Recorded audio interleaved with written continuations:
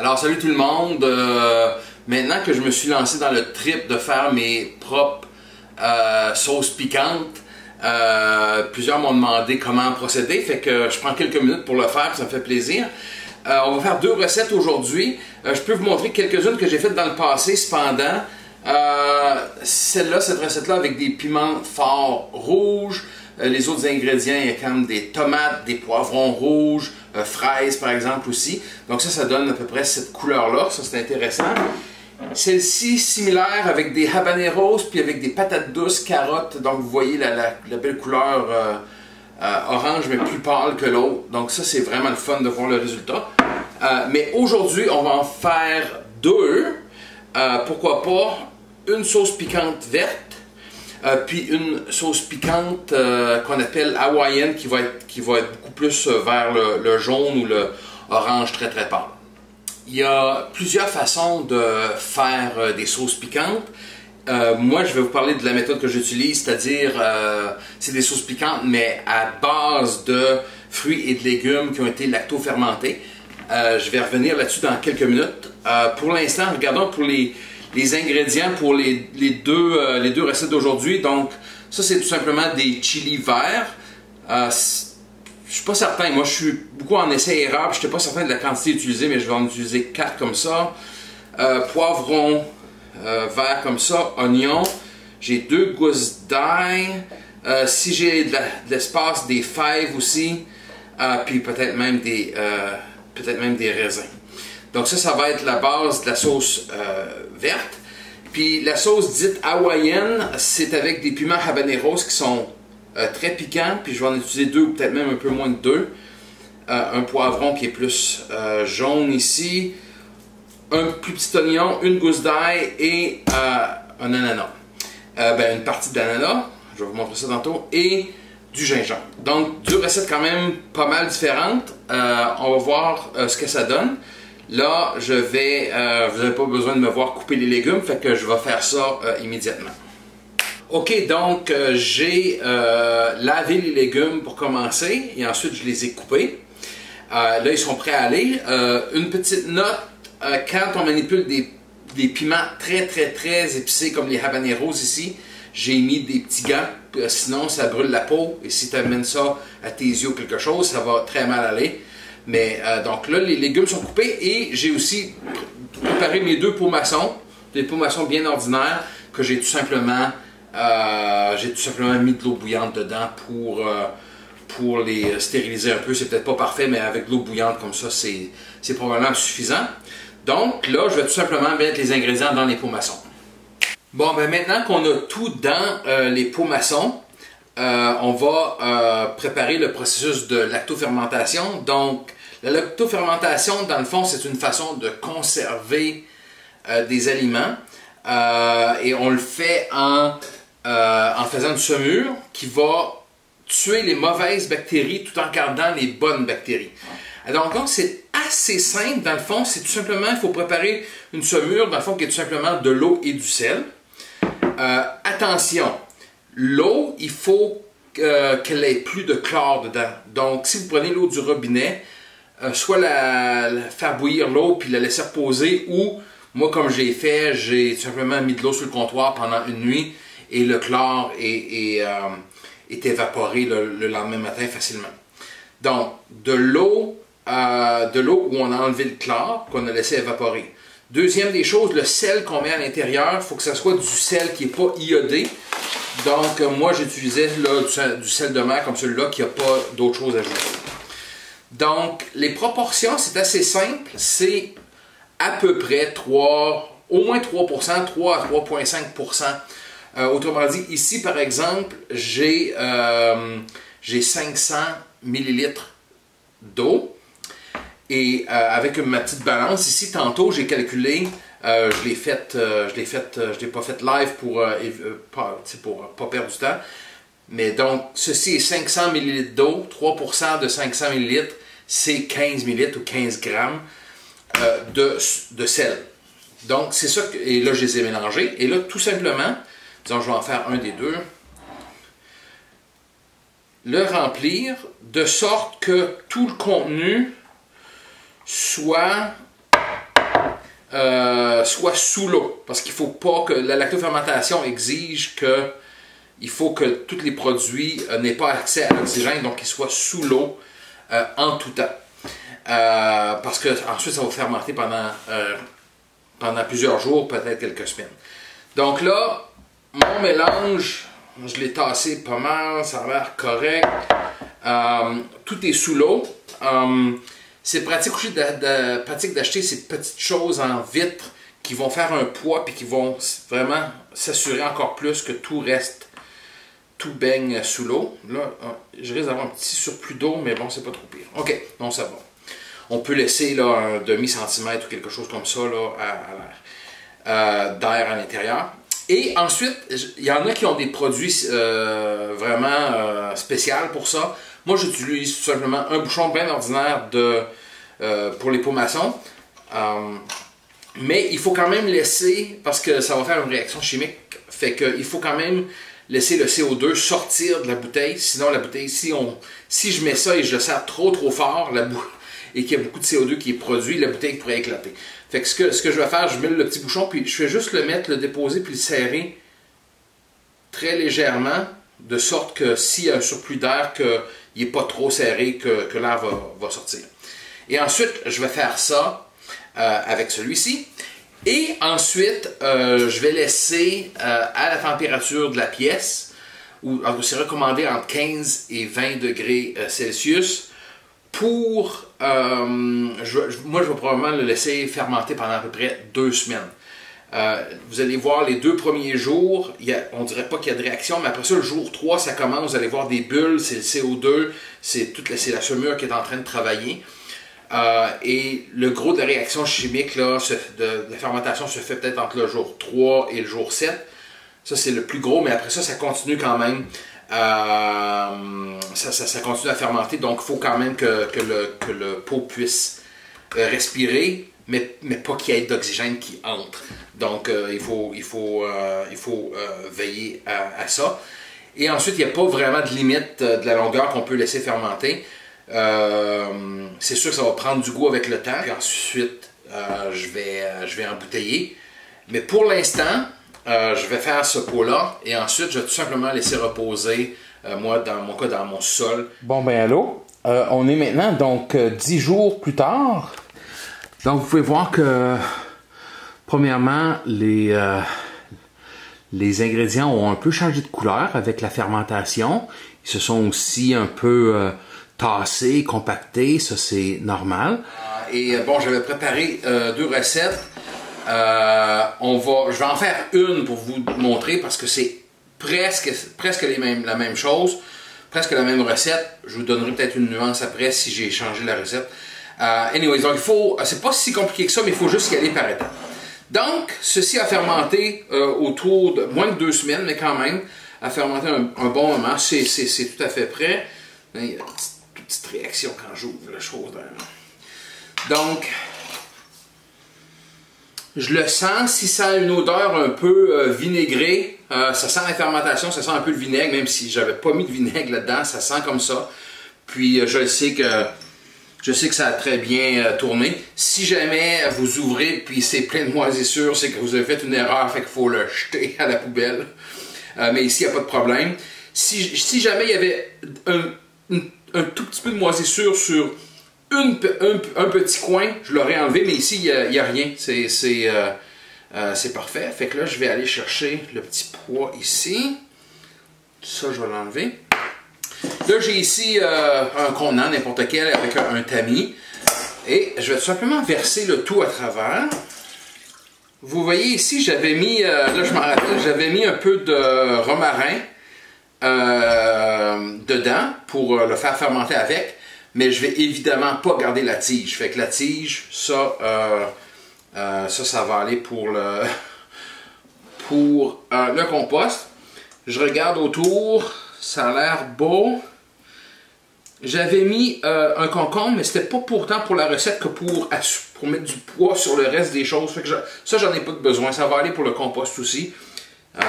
J'avais aussi une des tiges pour un des piments forts. Ça, évidemment, j'enlève la tige. Je l'avais peut-être oublié. C'est pas grave, le reste a l'air beau. Ok, j'ai bien hâte de voir si c'est très piquant. C'est assez difficile pour moi d'évaluer à quel point ça va être piquant ou non. Fait que, oh, mon chose est là, 2 secondes.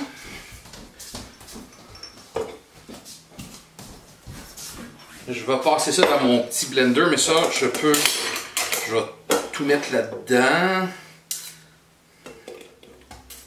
Ah! Les raisins aussi là-dedans. C'est le fun de mettre des fruits à travers tout ça parce que ça donne un petit peu de sucré à travers le reste. Ploup, ploup, ploup. C'est tout beau ça. Ok, donc, je ne vais pas amener au robot culinaire tout de suite parce que je vais le faire tout de suite. Des fois, je le fais après, mais puis c'est au choix, mais je vais je fais pas juste les fruits et les légumes tout de suite au blender. Je vais rajouter un certain pourcentage pour le rendre plus liquide. Hein? Donc, je vais remettre à l'intérieur pour les pots maçons que j'utilise. Ok, j'utilise 150 ml ou 150 g de la saumure dans laquelle tout ça a baigné. Donc 150. Là, ça peut être un peu plus, un peu moins, là, ok? C'est au goût. Moi, c'est un peu ma recette entre guillemets. Là. 150, ah, exact. Ok? Et pour cette recette-ci, je vais mettre du vinaigre de vin blanc. Aussi, dans les mêmes proportions, je pourrais en mettre... Là, c'est au goût. Il y en a, moi, je fais 50-50, donc 150 de saumure et 150 de vinaigre. Je pourrais en mettre un peu moins, mais je vais... Ben, regarde, pourquoi j'en mets pas 125, mettons? Ça va monter à 2,75 g.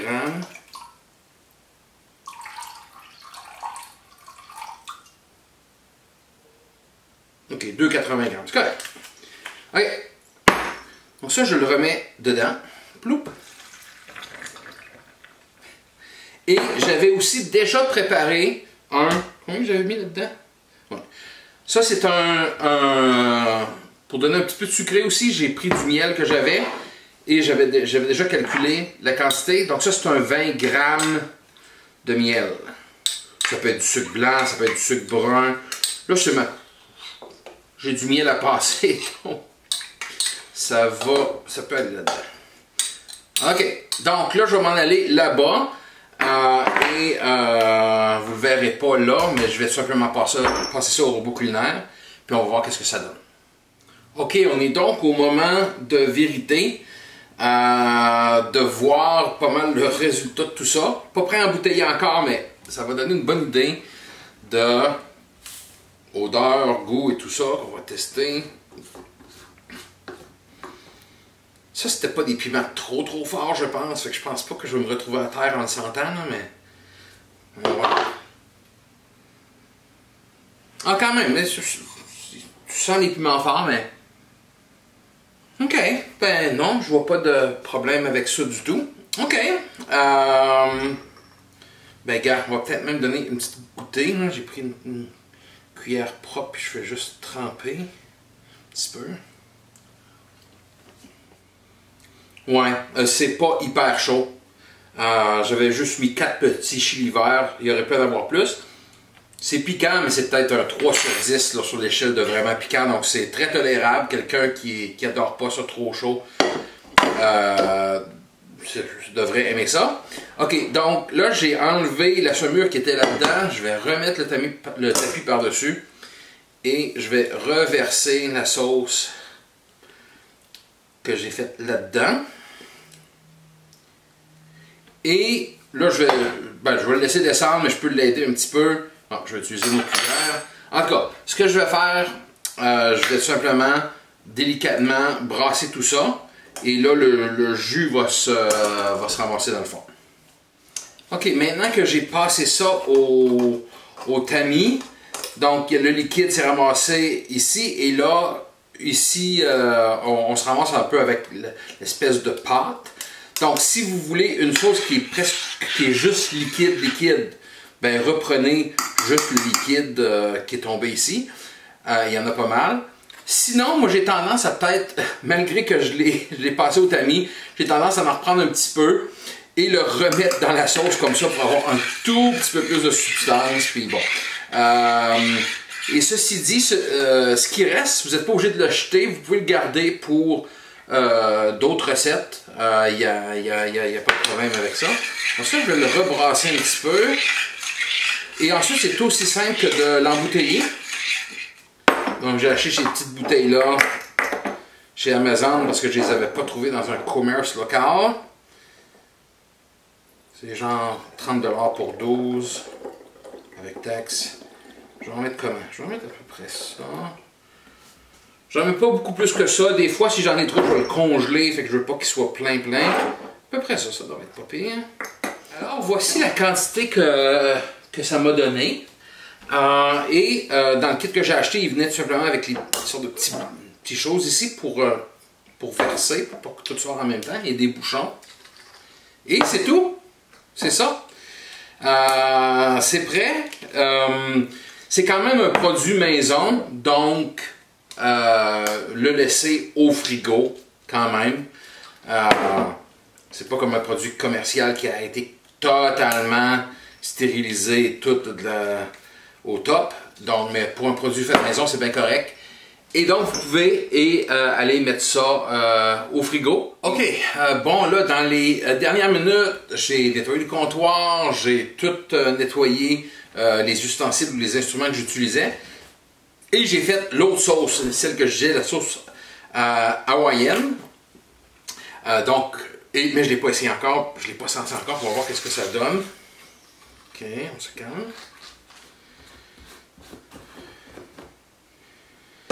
La couleur, c'est pas mal ce à quoi je m'attendais. C'est drôle parce qu'on ne s'entendrait pas qu'une sauce piquante soit de cette couleur-là, mais je suis sûr que ça l'est pas mal. Oui, ça sent bon. OK, ben c'est un peu l'effet que je recherchais, parce qu'il y a des habaneros qui sont pas mal piquants, mais en même temps, il y a beaucoup de sucré, donc on va voir ce que ça donne.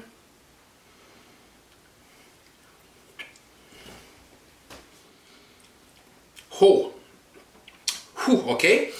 Juste pour que vous sachiez, dans cette recette-ci, je n'ai pas rajouté de vinaigre comme j'ai fait à l'autre recette. Je pense que je vais en mettre quand même un peu, du vinaigre blanc ben ordinaire. Et j'ai aussi mis 40 grammes de sucre blanc ben ordinaire. Et là, ce que je pense que je vais faire, je pense que je vais mettre un tout petit peu de vinaigre, peut-être 25 ml, puis je vais remettre du sucre.